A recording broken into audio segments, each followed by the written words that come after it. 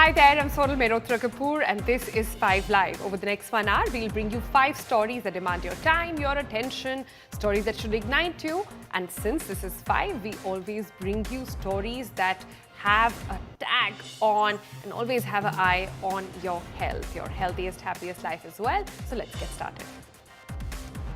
On the program today, first up, we begin from protest to power play. Who will be the Nepal's next head? We look at that. Also, the new health concern from Delhi NCR, the surge in H3N2 virus. What exactly is that? It's not your regular flu. And if you have the symptoms, which we will tell you about on the program, then you need to go see your doctor.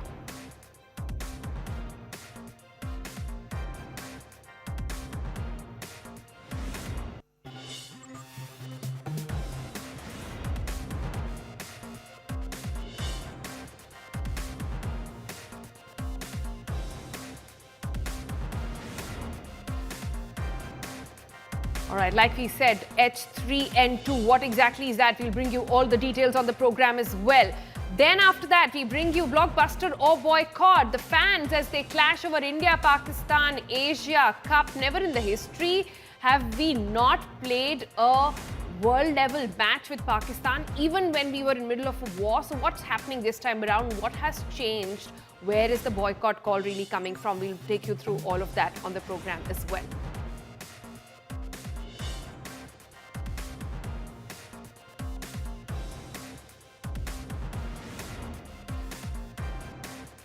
Also, in our trend check this Friday, we've got face skinis for you. China's new swimwear sensation. It's not just a sunblock is not enough. You've got to now cover your face in a bikini for the face.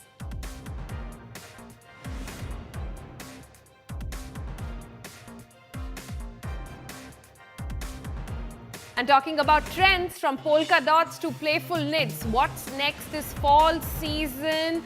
We bring you a roundup of what trends internationally are telling us.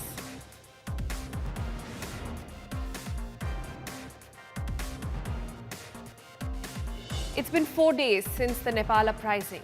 While day 4 was largely peaceful under curfew, it was also a day of relief for Indians stranded in Nepal. The airport is now functional, which means a lot of people who were stranded there now can finally get back home. Yet, the streets in Nepal remain tense. Security is tight and consensus over an interim prime minister has still not been met. Meanwhile, as Nepal sort of waits in uncertainty, the question really is who will step in to steady the ship, and importantly, how soon? Here's a roundup.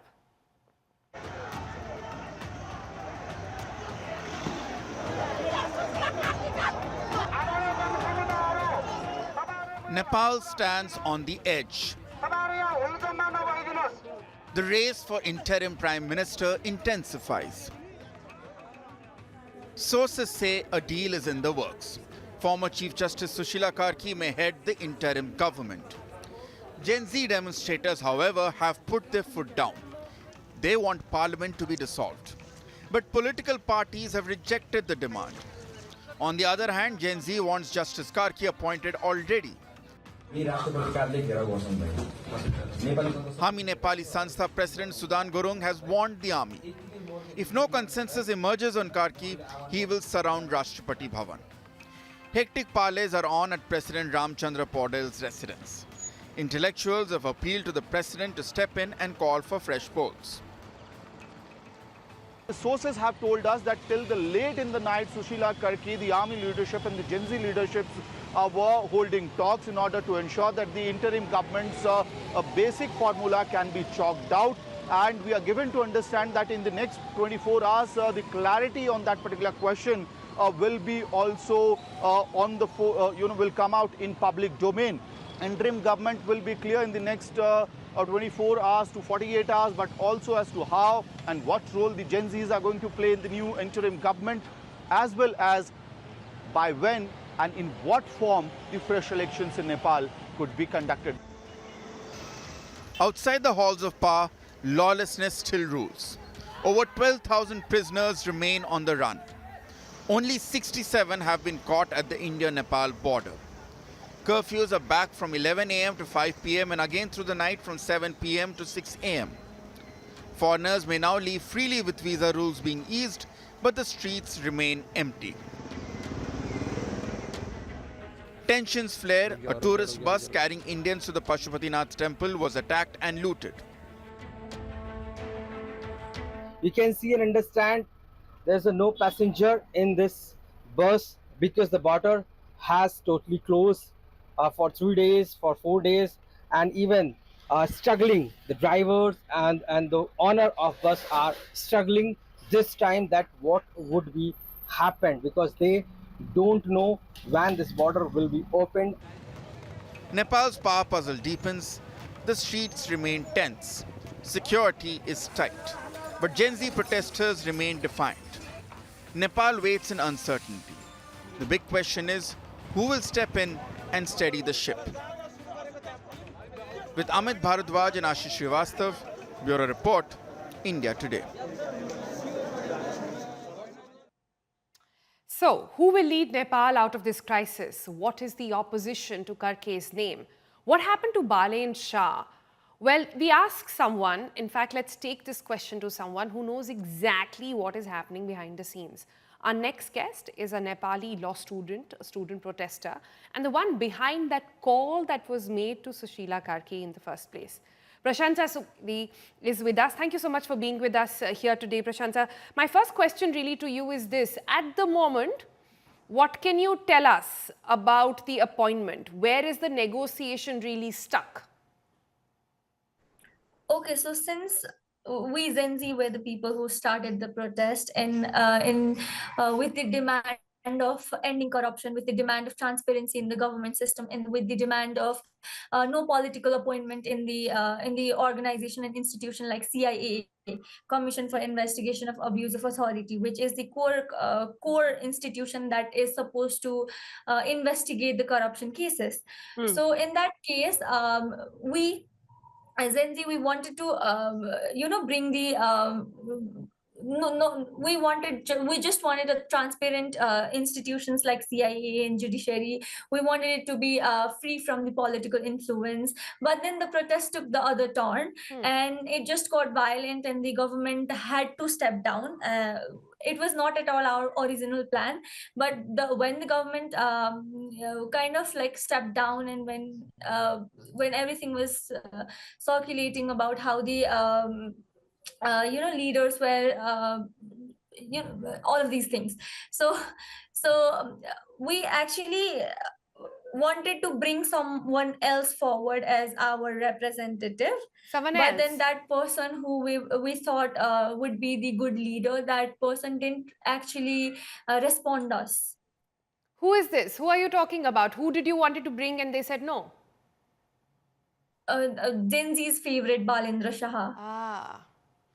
Okay. So you wanted him to come forward and form the interim government, but he refused. He responded, but then like he was not he didn't accept our proposal in wanting him to bring in the interim government. He responded, but then he just didn't want to be in the interim government or something like that.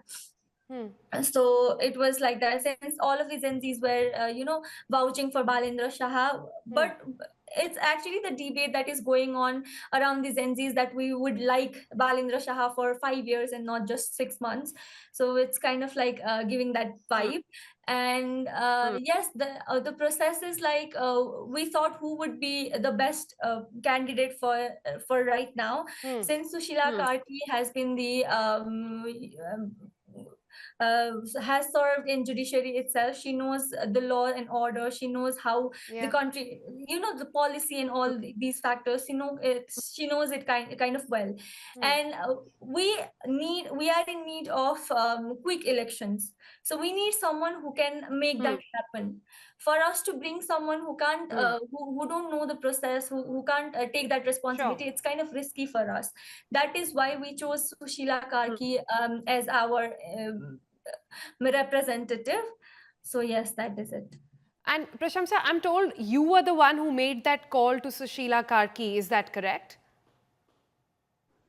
Yes, when I went to army headquarters, we had the lawyer of Sushila Karki with us, and we kind of got on a call with her, and she accepted that proposal, and we moved forward with the process. Wow, just 20 and making calls to leaders, asking them to lead your nation. This is truly, truly an uprising.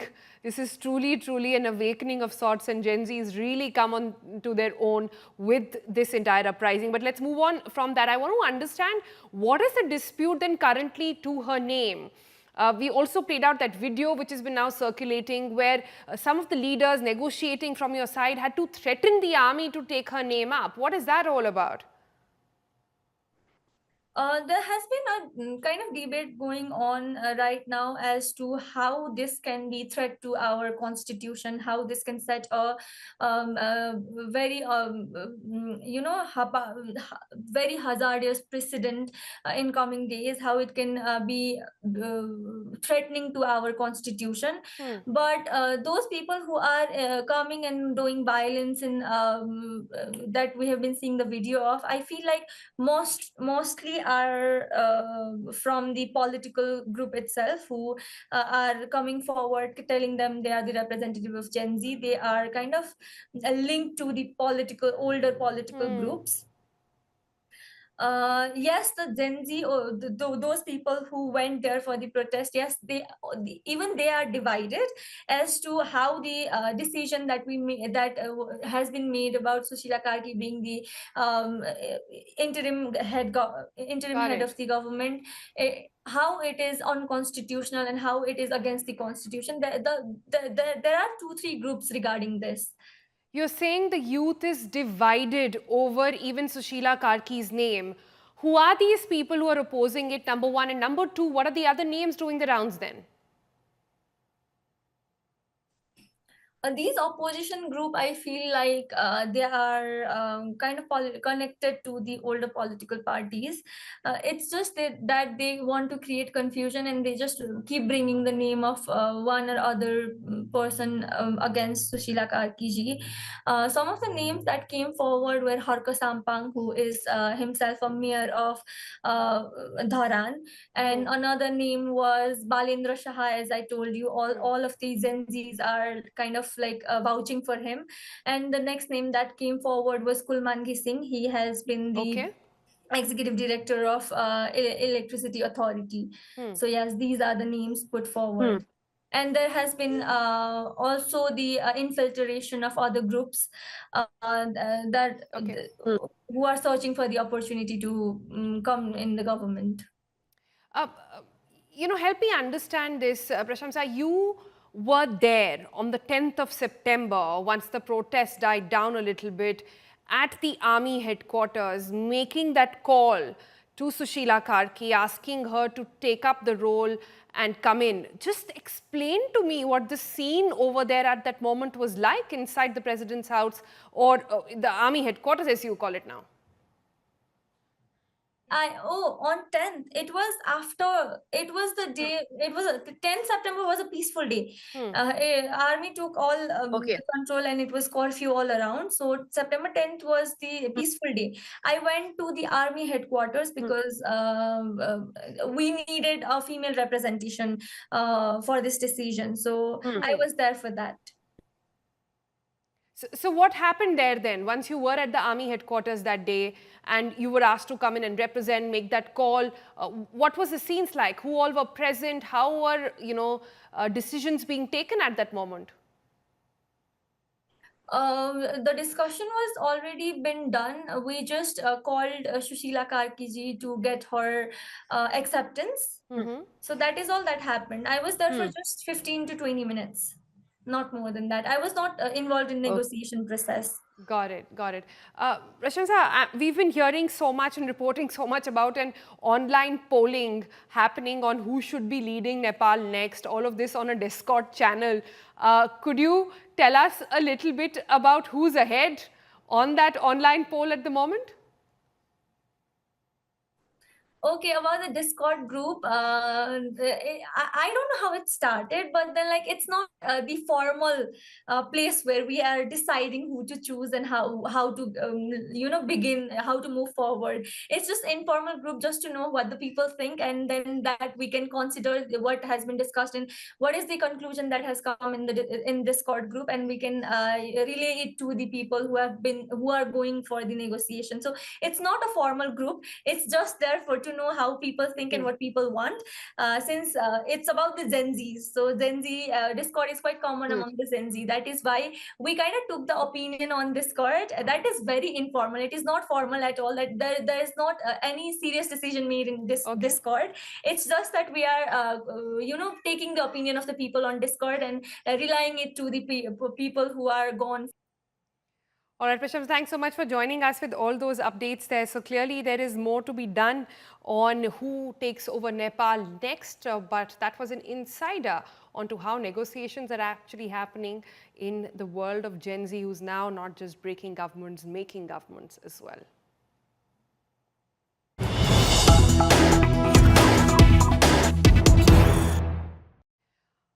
All right, news updates coming in where a spicejet plane, the wheels have fallen off post takeoff. This is the full emergency that has been declared at the Mumbai airport right now. The aircraft continued journey and now has landed in Mumbai. SpiceJet aircraft has made an emergency landing in Mumbai. This happened at around 15:51 hours today. All passengers, just to remind you, at the moment are safe. That is the confirmation at least that has come from SpiceJet. It has also now said that the plane has landed safely at the Mumbai airport.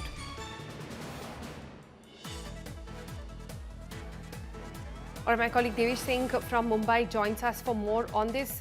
Devesh, tell us more about this aircraft. Where was it going and what exactly happened there? Well, this aircraft is a SpiceJet Q400 aircraft which was coming from Kandla Airport to Mumbai Airport, and why after it left the Kandla Airport, the outer wheel of the aircraft was found on the runway.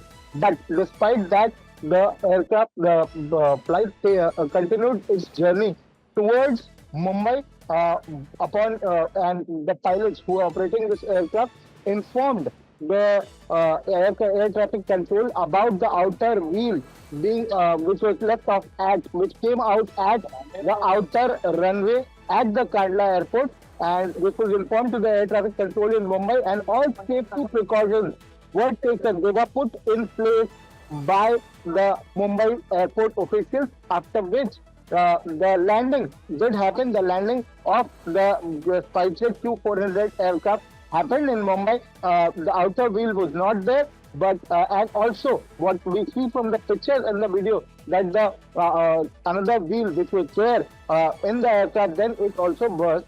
But the aircraft safely landed. There were around 64 passengers in the flight. Then they are all safe. No one is injured. There has been no injury at all. And after the landing, the plane was taken to the terminal from the runway, and the plane went on its own power towards the terminal. So that is what we've learned from the Mumbai, from the SpiceJet spokesperson also, and Mumbai airport officials who confirmed that this emergency landing did happen, but all the passengers are safe. This, other than the lift of wheel and the damage to the wheel of the SpiceJet Q400 aircraft. So kudos to the pilots who actually handled the situation so well, and I've ensured that there has been no injury on board as well. Thank you so much, Devesh, for joining us with the very latest. All right, so that was the SpiceJet aircraft that while taking off, one of the wheels actually fell off, but it managed to make its way all the way to Mumbai and even land without any problem. At the moment, it's being under surveillance, it's being looked into. The good news at the moment is that none of the passengers' life have been harmed, nobody's injured. Like I said, it's quite a marvelous landing there then by the pilot and the co-pilot to have gotten out of the situation without any damage.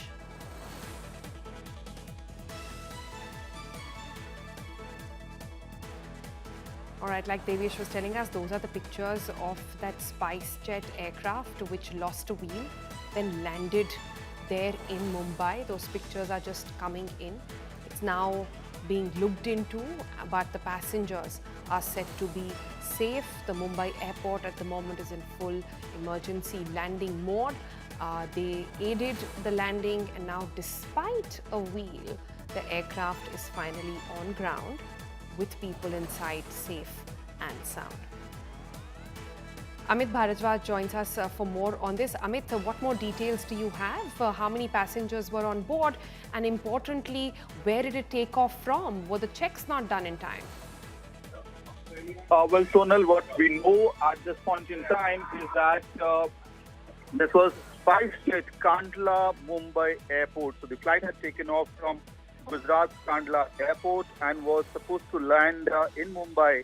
But it was only after the takeoff that the airport authorities in Kandla alerted SpiceJet that they have found the outer wheel of the craft on the runway itself. Now that triggered immediate emergency SOPs that needs to be, put into place, and it was eventually immediately put into place rather. And the pilot sought emergency landing at the Mumbai airport. This is Chhatrapati Shivaji Mumbai Airport that we are talking about. And, these Mumbai airport authorities, what we are given to understand right now, had to declare emergency on the airport. A full emergency was declared as a precaution because you have a flight which is landing on the airport without one of its outer wheels. And certainly we can say that this landing wouldn't have been a pleasant one. Sure. For the a tricky one indeed, and the yeah. crew itself, yes.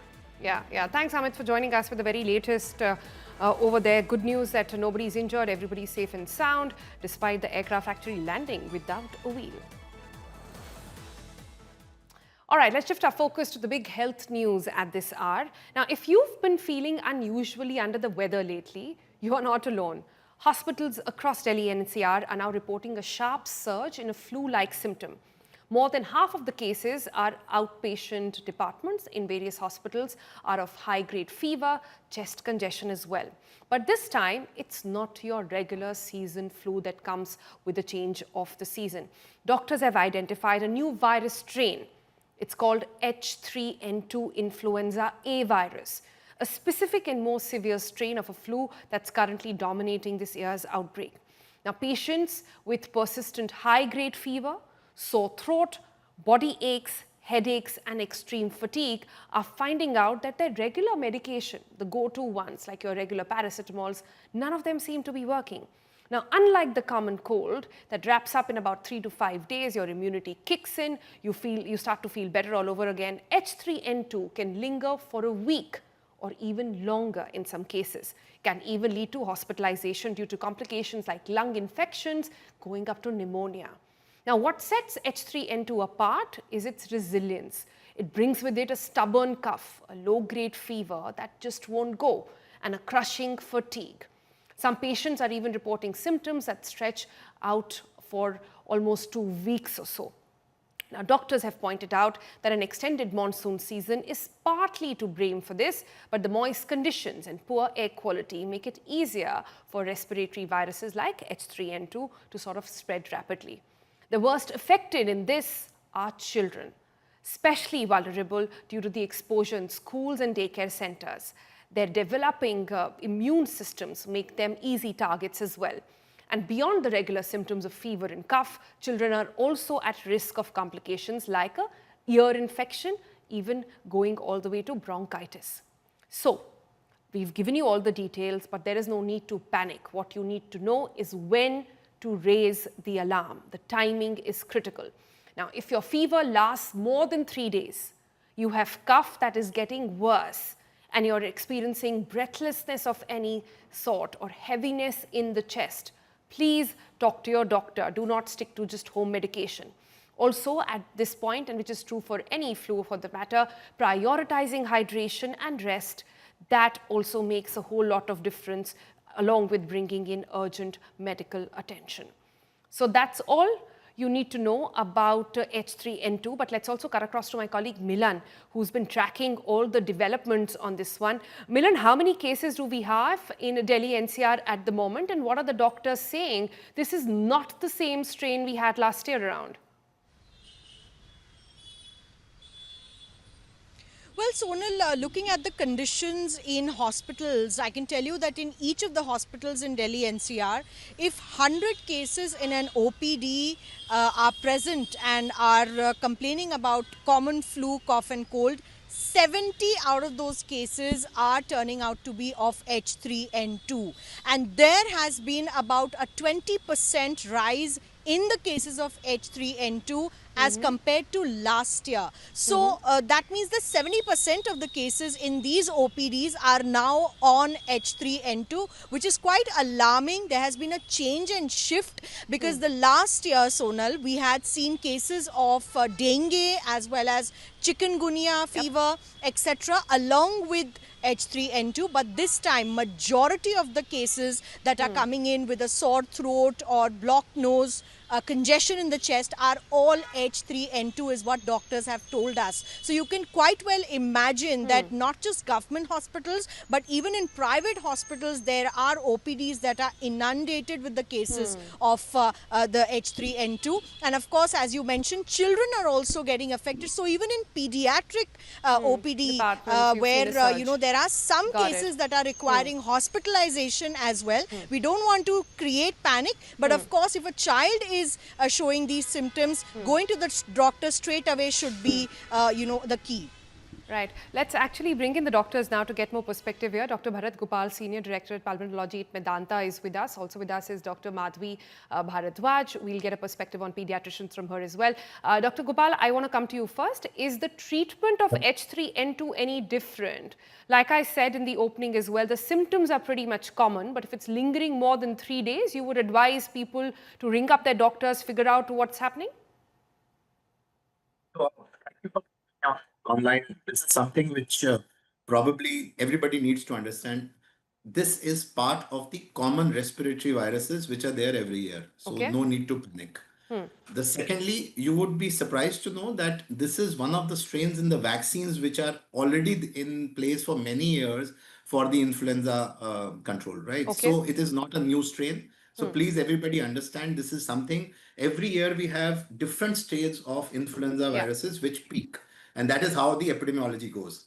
What about the questions you asked? See, there are two different subtypes. Young people with no illnesses or even elderlies with no comorbidities, and people of any age group with certain comorbidities, patients who have diabetes, patients who have heart diseases, patients who have leukemia. So there is a separate group. That group has flu symptoms, has to talk to their doctors immediately. The reason is that there are, and the flu medications tend to act best if they're started within the first 48 hours. Beyond that, it is self-healing. So young people, the timing which you said, 3 to 5 days, fine. If it doesn't get better, or if he has excessive coughing, there is blood in the cough, there is breathlessness. I think those are the danger signs. Like we used to tell for COVID, that those are the times when you need to come and talk to your doctor. So there are two different aspects. People who are already having diseases, they have to be more vigilant. They are unvaccinated. They have to reach actually earlier. Because we can start the medicines which can prevent hospitalizations. Right. Dr. Gopal, off late, in fact, ever since the pandemic, we've sort of noticed that any kind of cold goes beyond a week. I have witnessed it personally. Everybody complains as well. But these days, the cold doesn't leave you very soon. Is that the only sign that one should watch out for? And what I asked you earlier, is the treatment any different? Yeah, so I'll answer both the questions. What you said, as doctors, we have also observed that I think there is some mutation in these viruses which have probably now the symptoms are slightly more. Maybe the way our body is reacting to them, the immune reaction which we are raising is slightly different than what it used to be. And maybe we are more vigilant now post-COVID. Secondly, what you told about the treatment, well, as I said, the influenza A group as such, or influenza virus group, will have only one treatment as far as the medicine goes, and that has to be started within the first 48 hours. Rest of it is all symptomatic. Rest of it is all watching and treating any complications. So those are two different. It is not any different. You don't have a specific medications for H3N2 and you don't have any specific guideline to actually monitor H3N2. Got it. Dr. Gopal, I have a question on vaccine as well, but let me bring in Dr. Madhavi Bharadwaj here.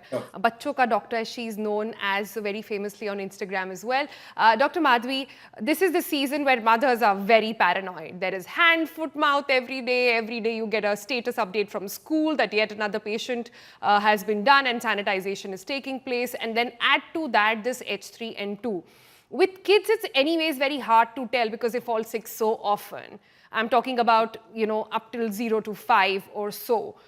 Do you have any particular guidelines that you want to tell worried mothers like me on what to do? Because half the time we are thinking we've done something wrong and that's why the child is sick yet again. No, so first thing we all need to know is, you rightly said, this is the season for all the kids to build their immunity. Okay, till 5 years, we expect kids to catch some or the other infection, right? Hand, foot, mouth disease, diarrhea is there. Monsoon season, there will be diarrhea. Then there is URTI, upper respiratory infection. Now, since it has changed its codes, H3N2 is known for, influenza is known for shifting its picture. So the fever is for a long duration, cough and cold is staying for 2 weeks. Kids are not feeling in the element. They're crying in the morning to go to school. Bata nahi sakte. They can't express themselves, but they're not feeling up to it. So the long duration makes us also test kids and adults, and then we come to know this is some new viral which is doing the rounds and anything. But yes, the thing is, danger signs for kids would always remain the same. If your child is playful, active, in between fever spikes, so these days we are seeing 103, 104 fever also. It is not responding to paracetamol, you would have to do cold sponging. Okay, all those things are happening, but the danger signs remains the same. In between fever spikes, if your child is active, he's feeding at least water at the hydration level you are maintaining well, he's peeing well, there's nothing to worry as such. But yes, if you feel the respiratory rate is higher, they're not feeding, the urine output is low, they're inactive, they're not their usual self, then you need to get in touch with the doctor. We normally say first 3 days you can actually self-medicate with paracetamol and hydration and rest. Visit us on day 3. But any day you feel danger sign is there, we are always there for you. Reach out to your nearest pediatrician. Now, second thing you said, is there anything we can do? So prevention in kids is very important and very difficult, both things. You can't really tell your kid to wear a mask all the time.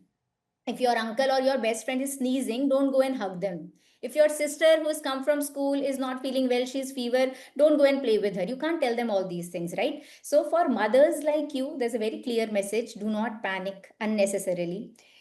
Influenza A comes every year in different, Avatars. different avatars, Mutations. and different places and everything. Yes. So our kids are yet into building immunity. They are learning to fight off all these infections. We have vaccination for it, right? So opt for it if you have that option.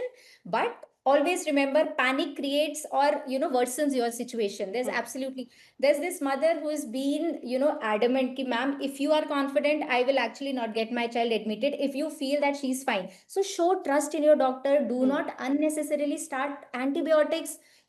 Flu may antibiotics absolutely have no role. And we are seeing kids, I'll tell them there's no need for antibiotic. You just give symptomatic treatment and we'll see after 48 hours. But they'll get it from a chemist or whatever is, pehle se pada hua hai ghar pe, they'll use azithromycin and then augmentin and cefixime. There's no point. The day your child actually needs this cefixime or azithromycin, it will not work on your child.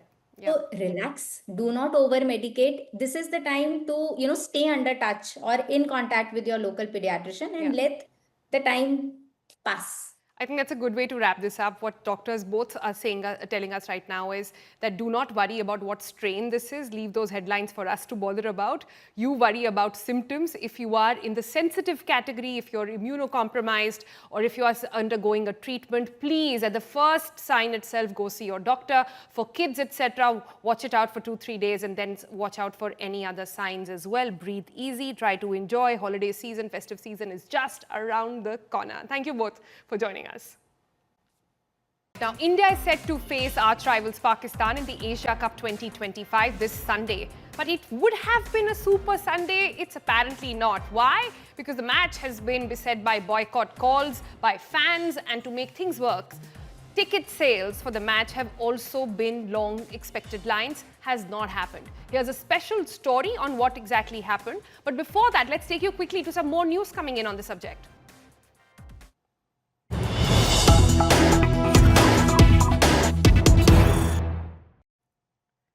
All right, chorus is growing on the boycott for India-Pakistan match. Now, Sena of Uddhav Bhai Thackeray, UBT, hits out at the BCCI over India-Pakistan match. Aditya Thackeray has said, how can our players play with the country who has blood on their hands? He also went out to say, appeal to players to boycott the match directly.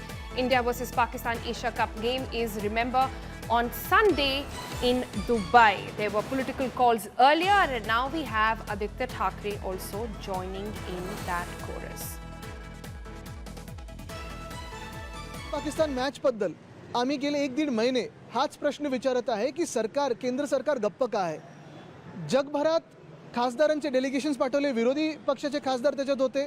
Operation सिंदूर कसं झालं, ह्याच्या मागे पाकिस्तान कसं आहे, ह्याच्या मागे China कसं आहे, आपण जगाला सांगत गेलो.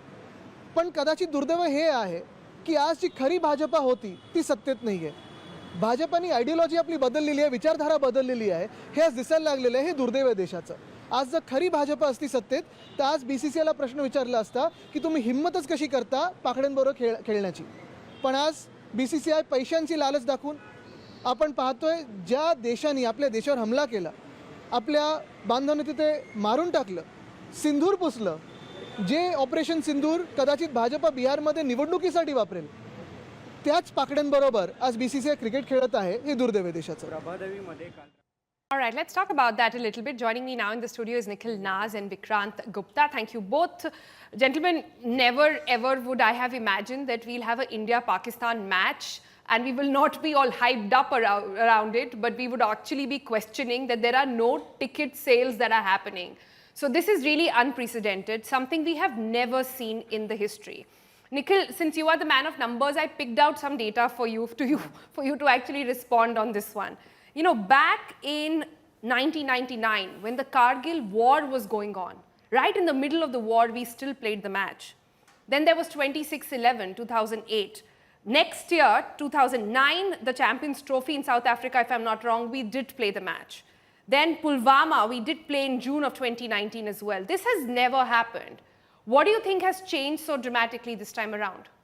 Well, so firstly, I'd just like to put some facts out there. Yes, ticket sales haven't been as aggressive as we've seen in the past, but the latest reports that I'm reading, some of the tickets that are priced at close to about 4 lakh Indian rupees are all sold out within minutes. So that's not to say that there isn't enough interest there for this India-Pakistan encounter. Now, going back to, you mentioned a lot of situations, you know, 1999 Kargil War, you had a situation where the Indian team was playing.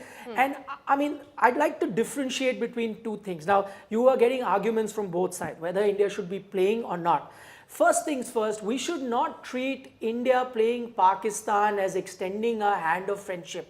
Yeah. When you go and play a multilateral tournament, it is not to say that the Indian players are going with a Aman Ki Asha you know, banner with them, with the Pakistan players. Remember, this is a multilateral tournament and you are supposed to play that tournament. If you do end up pulling out, who's at loss here? It is going to be the Indian team. And then the other question comes, when is this going to stop? Fine, Asia Cup you might say is not that important a tournament. When do you then draw a line? In a few days from now, Indian women's team is playing the ICC Cricket World Cup, the most important tournament. India will be up against Pakistan. What are you going to do then? Will you pull out? Fine, you may pull out of a league game. What if you have to play India and Pakistan in the semi-final? What is it that you're going to do? In a few days' time, Neeraj Chopra will be participating in the World Championship. There'll be Arshad Nadeem in that final, in the javelin. What would we want Neeraj Chopra to do? Pull out of that final. At the end of the day, if you pull out, you are only putting yourself at a disadvantage. And I think by that you're giving Pakistan a walkover. So at the moment, it is in best interest for India to play, continuing play, and I think this is a decision that the government has arrived at. Things that you could curtail with Pakistan, those tough calls were taken by the government. Multilateral tournaments, you're not in a position right now to not have Pakistan. So why would you want to be in a situation where you're isolated and then the Pakistani camp can smile and say, listen, we continue to play, look, we've isolated India. Why would you want to do that? Yeah, but Vikrant, the question is, doesn't matter which side of the divide you're on, the match is on. The match is still happening. All these pleas, what I've been trying to decode through all the Twitter memes that are going out, all the appeals that are going out as well, that is this a ban, a political ban, or do you genuinely see fans standing behind it? No, I think there are fans as well, Sonal, who are not very happy. There are journalists who are not very happy. I think Nikhil and me, I would count myself belonging to the group which was not surprised but shocked when they announced the Asia Cup.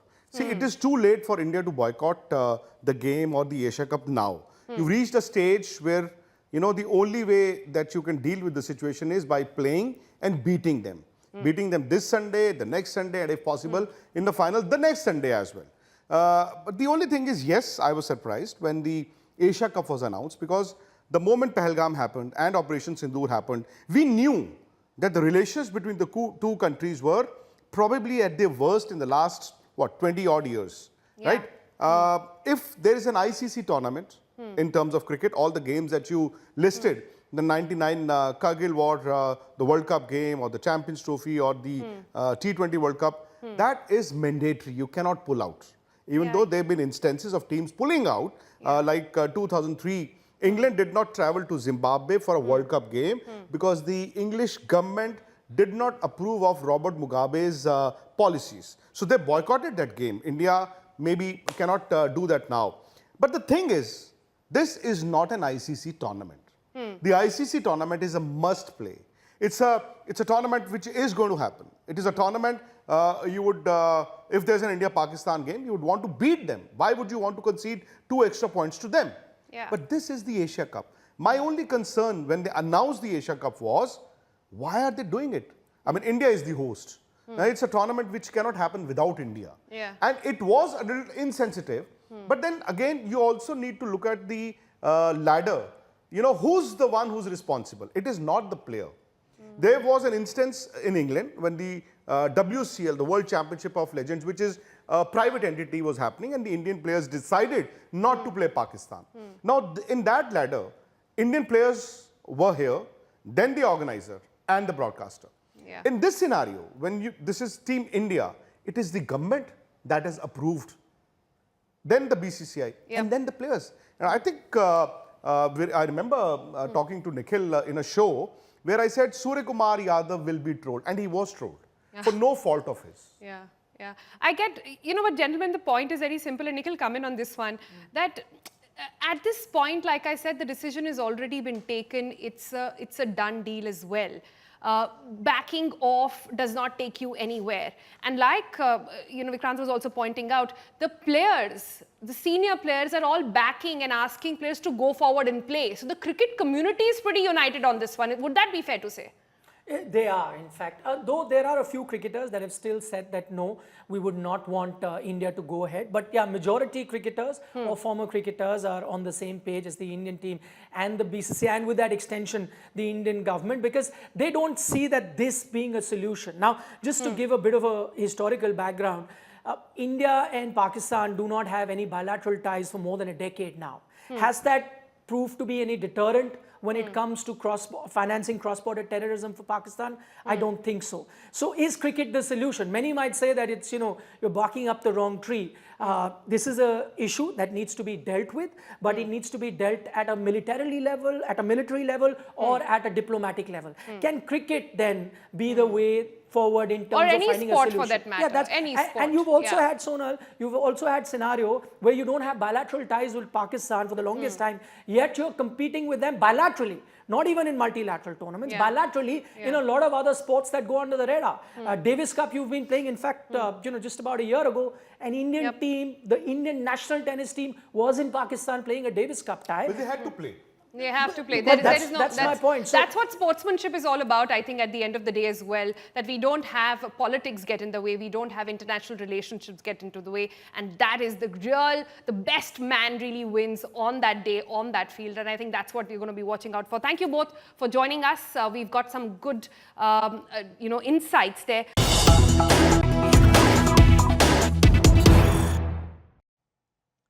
So updates coming in that Donald Trump has claimed that Charlie Kirk's suspected killer is in custody. In an interview to the US media, Trump has said and announced on Kirk's killer to be made today. Trump's closest ally, Charlie Kirk, was also shot dead in Utah. If you remember, we reported that story extensively. Earlier, the FBI had put in a bounty of $1 lakh on Charlie's shooter. And now Donald Trump making the claim that they have identified the man. All right, so that's an important update coming in there. Donald Trump making the claim that they have identified the killer. It was quite a story, remember? Kirk, somebody who had stood for he was on the side of guns, and there he was shot dead. That video also went viral on CCTV. On the right side of your screen that you see over there, of the man being spotted running off the roof and then jumping off.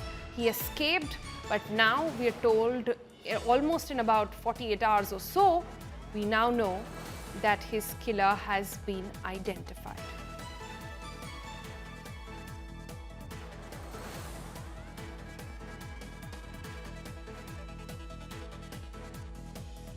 All right, so that's the big news coming in at this hour. Donald Trump claiming that Charlie Kirk's suspected killer is now in custody. Now, he has said that in an interview he gave to a US media channel, also announcing that his killer has now been taken in custody and will be brought to the book. He was Charlie Kirk, remember, one of Trump's closest ally. He was addressing a rally in Utah when, out of the blue, there was a sniper shot that took away his life. There was a massive manhunt for the shooter. FBI put out a massive bounty on his head as well. And now we're getting to understand that the authorities there, the police, has managed to get their hands on the shooter.